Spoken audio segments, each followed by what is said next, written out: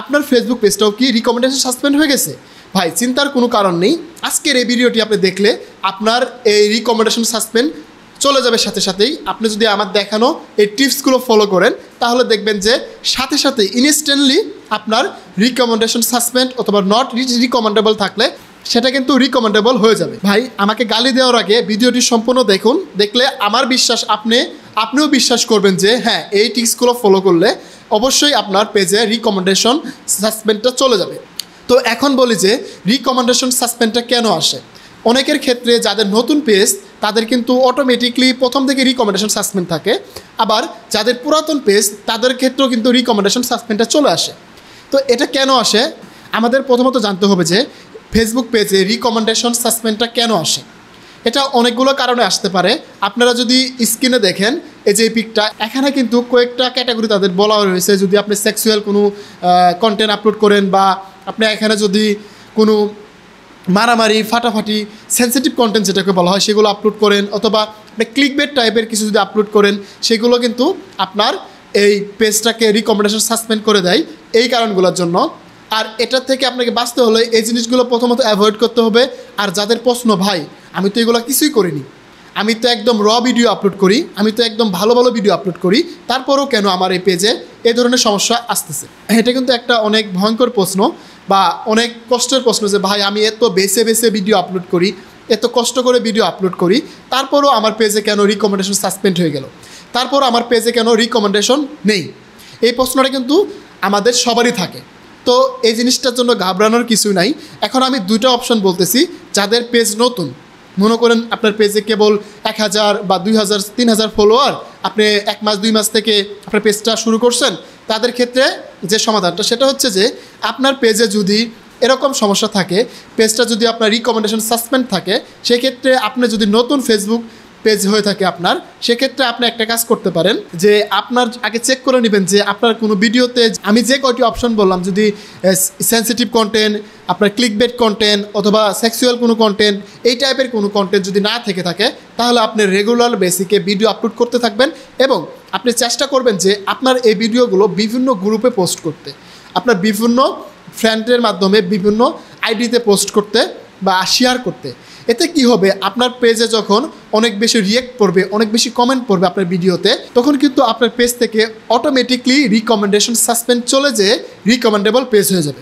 এটা আমি বাস্তব প্রমাণ। আমার একটা পেজে এরকম প্রবলেম পড়ছিলাম, আমি ইউটিউবে ফেসবুকে ঘাটাঘাটি করে শেষ করলাম যে আমি তো এরকম কিছু করিনি, তারপরও আমার এই পেজটাতে কেন রিকমেন্ডেশন সাসপেন্ড হয়ে গেল।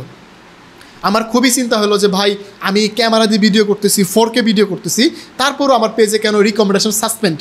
তো তখন আমি রিসার্চ করে দেখলাম যে এটা মূলত যখন আপনার নতুন পেজ হয়ে থাকে, তখন যদি আপনি বিভিন্ন রকম ভিডিও আপলোড করতেছেন, আপনার পেজে বা আপনার ভিডিওতে 10টা 20টার বেশি লাইক পড়তেছে না, কমেন্ট পড়তেছে না, তখন কিন্তু ফেসবুক ভাবে যে এই পেজের ভিডিওগুলো হয়তো অতটা ভালো না, অতটা হেল্পফুল না, তখন তারা এটাকে রিকমেন্ডেশন সাসপেন্ড করে রাখে। আর যখন আপনার এই পেজের ভিডিওগুলো ভালো বা অনেকের কাছে পৌঁছায়, আপনি যে কাজটা করবেন, এই ভিডিওগুলো আপনার যে ভিডিওটা আপলোড করবেন সাথে সাথে আপনার বন্ধুদের কাছে সেটা শেয়ার করবেন। মিনিমাম 10 জনের কাছে শেয়ার করবেন। 10 জনের কাছে শেয়ার করলে তাদেরকে বলবেন যে ভাই তোরা একটু শেয়ার কর এবং লাইক এবং কমেন্ট কর, তাহলে দেখবেন যে ইনস্ট্যান্টলি আজকের মধ্যে আপনার পেজের রিকমেন্ডেশন সাসপেন্ডটা চলে যাবে। এবং রিকমেন্ডেশন বিশ্বাস না হলে ভাই এই কাজটা করে দেখেন, যদি না আসে তারপরে আপনি আমাকে যা ইচ্ছা তাই বলে যায়। এখন বলি যাদের পেজ পুরাতন, তারা অনেক দিন যাবৎ পেজে কাজ করতেছেন, তাদের পেজে এরকম সমস্যা আসলে তখন আপনারা কি করবেন? তখন আপনাদের এই সমস্যা থেকে সমাধানের একটা উপায় হচ্ছে যে আপনারা রেগুলার ভিডিও আপলোড করতে থাকবেন। এটা তো মাস্ট বি করতে হবে। দেন আপনারা ট্রাই করবেন যে আপনার ভিডিওতে যদি এরকম কোনো হ্যারাসমেন্ট টাইপের বা আপনার অজান্তে কোনো কন্টেন্ট আপলোড করে ফেলছেন যেগুলোতে ফেসবুকের পলিসি লঙ্ঘন করে ফেলছে, এরকম টাইপের যদি কন্টেন্ট থেকে থাকে, আপনারা একটু কাইন্ডলি চেক করে দেখবেন যে এরকম কোনো কন্টেন্ট আপনারা আপলোড করছেন কিনা আগে। যদি করে থাকেন তাহলে সেই কন্টেন্টগুলো আপনারা রিমুভ করে দিবেন। রিমুভ করে দিয়ে আবার নতুন করে ভিডিও আপলোড করতে থাকবেন, তাহলে দেখবেন যে আপনার এই সমস্যাটা চলে যাবে।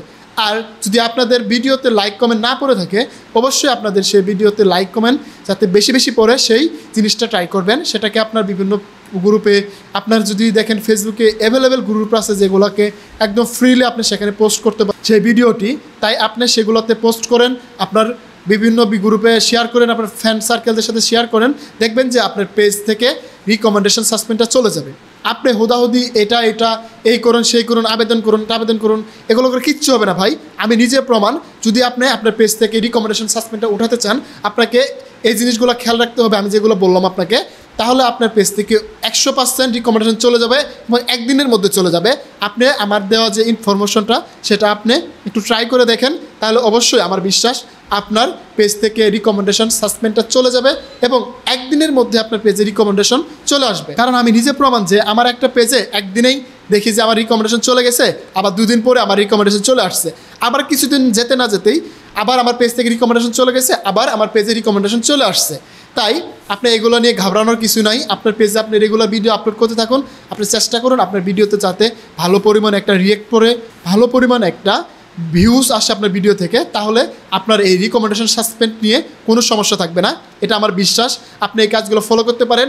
আর আমার এই ভিডিও থেকে যদি আপনাদের একটু পরিমাণ উপকার হয়, তাহলে অবশ্যই আমার এই চ্যানেলটাকে সাবস্ক্রাইব করবেন, পাশে থেকে বেল আইকনটা অন করে রাখবেন, যাতে করে আপনার আমার এই নতুন নতুন ভিডিওটি আপনি সবার আগে পান। তো হাসান স্কুল জোনের সাথে থাকুন, আপনার ডিজিটাল দক্ষতা বাড়ান। ধন্যবাদ।